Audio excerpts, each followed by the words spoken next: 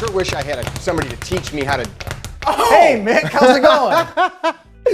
We were trying to come up with some stupid way to start. Well, I was, and he was like, this is dumb. But that was it. That was our intro. We got another lesson with Bryce Franck, national Muay Thai champion, on striking. We've got a whole series we've been working on.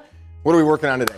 Today we're going to start talking about the circular strikes, okay? So the uppercut and the hook, all right? No, not wax on, wax off. No, not wax on, wax off. That's different. We're not going to get that advanced. But the circular strikes are a little, in my opinion, a little less important than the linear strikes, like the straight shoulder or the overhand, but it's definitely something we want to have in our arsenal, okay? So where the circular strikes really come into play, in my opinion, a lot is stopping the grapple. Preventing people from initiating the grapple. Okay. All right, because I can really move your head offline with those strikes and use my frames and posts and stuff to tie to redirect you and prevent you from tying up with me. Let's talk about frames and posts real quick. Sure. Something that we haven't talked about in the previous videos. So I go to get my hands on you. Right. The way I think of a difference between a frame and a post, okay, is a frame is kind of a bent arm like this. This would be a frame. This would be a frame. This would be a frame.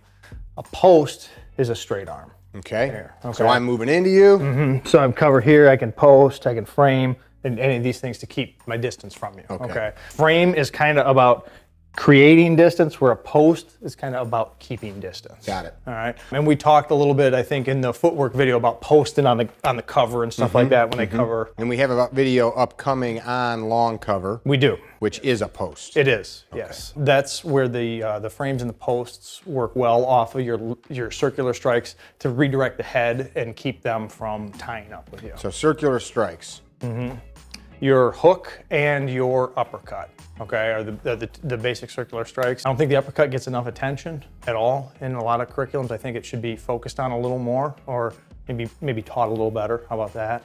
And the hook, I think there's some things I see in the hook when I see it done that work very well in a boxing context, but not so great for some sort of mixed fighting.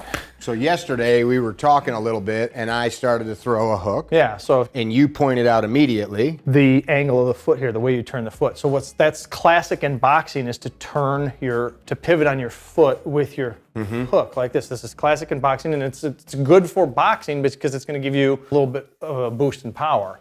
However, in a mixed fighting context, what this does is this gives me something that I can kick, tackle, anything like that. So you think about, we talked about early on in this series about keeping your shoulders, hips, and toes orientated at the person you're dealing with. When you pivot like that, you're no longer orientated at me, and I can work through you. I was closer to you, just so we're... Boom, now I can work through you here, okay? And you're kind of exposing your back to me. So how about the argument, hey, if it works for Mike Tyson, if it works for, some of these top-notch guys?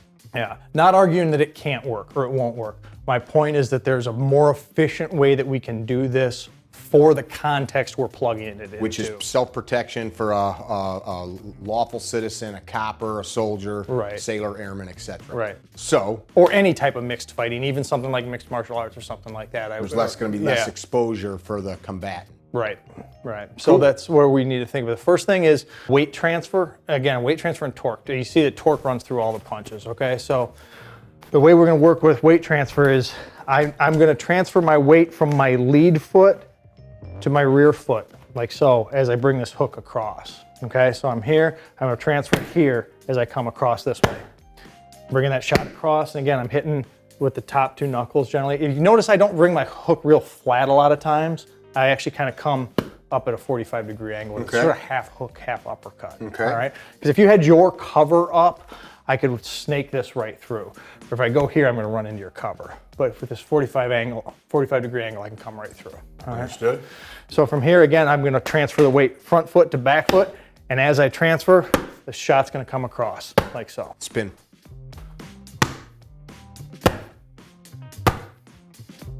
All right. So that's our hook. It's real basic, real simple. So do the footwork one more time so we can get a good visual on what you're doing with your feet and what you're not doing. So as I'm just transferring the weight from this foot to this foot, and I'm whipping with my core here. So that that motion that you were generating with a pivot, I'm going to get that from the whipping of my torso, of my core this way here. And not get that exposure to that leg being turned. That leg being turned like this, exactly. So from here, if I'm here, it's, see how I whip the core as I drive through that shot and transfer the weight. All right. Cool. So that's your hook. Uppercut works very much the same. I'm going to throw the uppercut off the rear hand, the hook off the lead hand for the purposes of what we're doing here. Either punch can be thrown off of either hand. Okay. All right.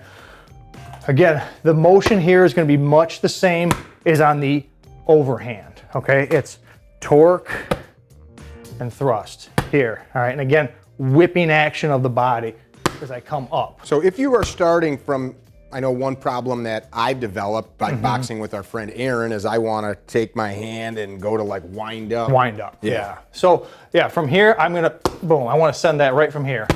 There we go. Yep. And you're linking all of that meat. Right, so yeah, I gotta keep the core engaged. That's a really important thing in striking too, is I want the core not tight, but engaged so I can transfer force through it, right? Okay. So as I'm here, as I transfer that force through, and I want to lift you up with that shot, okay? And again, now the way this shot works is not meant to be like, I'm gonna hit you as hard as I can, right? Like the old like Mike Tyson's punch out, right? Yeah. So, but what I want to do is create a collision with this, where you're actually, we think about this strike as like you're coming forward trying to grab me, for example, and I'm, and I'm, making you collide with that shot here. Make sense? Does make sense. Yeah. Does that make sense to you guys? Yes, sir. I was just showing Bryce while Drew was changing a battery that he can't uppercut me if I'm working my punches on his nutsack. Right. So again, from here, we want to work on creating that collision. So you think about if you got a partner drilling this, what you want to kind of do is step forward and kind of bring the pad down as though you were bringing your head down if you were charging into me, right, from here. Well, we want to work on timing that shot. There you go.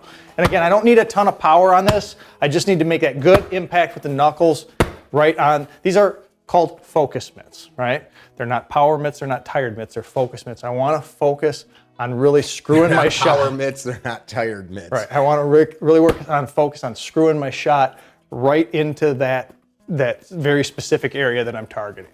Okay.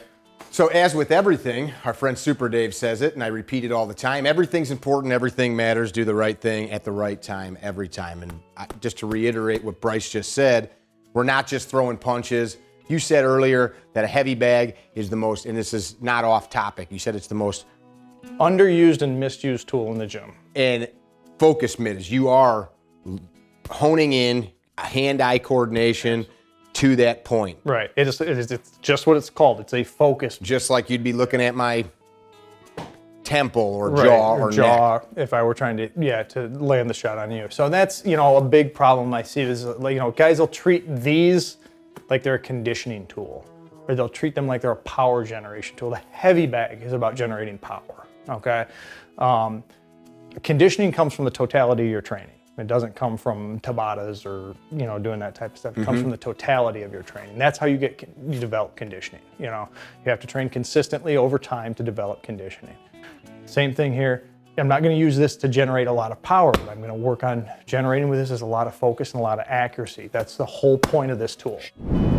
So we're talking about using that uppercut to create that collision, for example. So as you're stepping forward, you would use the focus mitt to simulate somebody stepping forward and dropping their head in to try to clinch up with me. And I want to work on timing that shot right into that focus mitt here. And I see as I thrust, develop that torque, and work on creating that collision with that pad here. Now from here, we want to think about how we can use this to disengage from somebody, okay? So what I could do is use a frame off of this shot, okay? So as you come in here, boom, I'll frame here on the head. I can move you off and then get into, into accessing of a weapon or getting out of there or whatever's appropriate for the situation. Let's try it a few times. Right. Let's try it again. You're coming with me. No, I'm not. It's real important too, if you notice when I use that frame on you, that's kind of a strike too, okay? So as I come in here, here, this is gonna come in and I'm gonna hit you pretty hard with that forearm as I try to send you offline here. And the viewer, we're not trying to choreograph this to make it look like a fight scene. He's working those movements. And all I am is a good dummy. Yeah. So that would be off the uppercut here, working this frame here, like so. All right. And you could take that from, if there was a confined space, you could take that to other places. You've got that frame. Yeah.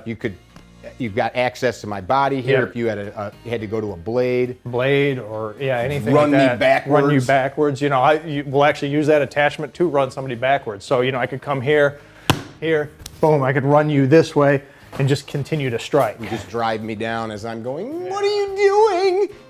So there's a lot of things I can do with that attachment, okay? And the attachment will work kind of the same way off of a hook, okay? So as I go here, this is gonna be a little hard to train with a mitt like this, so what I'm gonna ask you to do is actually just put this hand right here on the side of your head, so I would come here with the hook here, like so, and then attach with the hook. Let's go the other way too. Right off the hook, I'll use that to attach to you here, okay? And I could do that with the hook on either side as well, all right? So here, and then there's my attachment, and now I can work offline.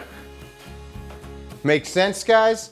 It's a bunch of really simple movements that if practiced correctly, they become second nature, and you can deploy them to stop bad guys from hurting you and yours. And you can see what the kind of the running theme here through all of these strikes has been, is I'm using the strike to kind of freeze you in place, hopefully do a little bit of damage, but then moving offline to where I have a more advantageous position, whether that is going to be used to get the hell out of dodge or go to some sort of, you know, up arm to some other tool or whatever the case may be. I dig it. Takeaways for people to leave with, anything to add, or are we good? No, I think we're good. You know, the main thing I can think, and we talked about this a little bit before, is just understand that it's not necessarily about throwing these shots with everything you've got, because that's going to put you out of position a lot of times, right? If I come in here and I throw this hook with everything I've got and I miss, or I don't even miss, maybe you just are a tough guy and you take it, okay, right? You know, boom, and I've thrown with everything I've got, now I'm out of position. You know, so I want to hit. And now Bryce is in trouble. Now I'm in a lot of trouble. So what I want to do is I want to hit in a position where I can still stay in position and still facing you. Still be effective. Right, engaged in the fight, right? I dig it. You guys, I hope you're enjoying these videos. This was the circular strikes, the hook and the uppercut. And if people want to get a hold of you, how do they do it? Instagram's the easiest way. Just Bryce? Yeah, my name, Bryce Franck, BryceFranck. Very cool. Hope you guys are digging it. Think about what you're doing. Understand that the reason that we're sharing this information with you is not so that you can go get in trouble, so that you can get away from trouble for righteous reasons. Mickey with CarryTrainer.com, Bryce Franck with Franck's Dance Emporium. Yes, sir. Be well.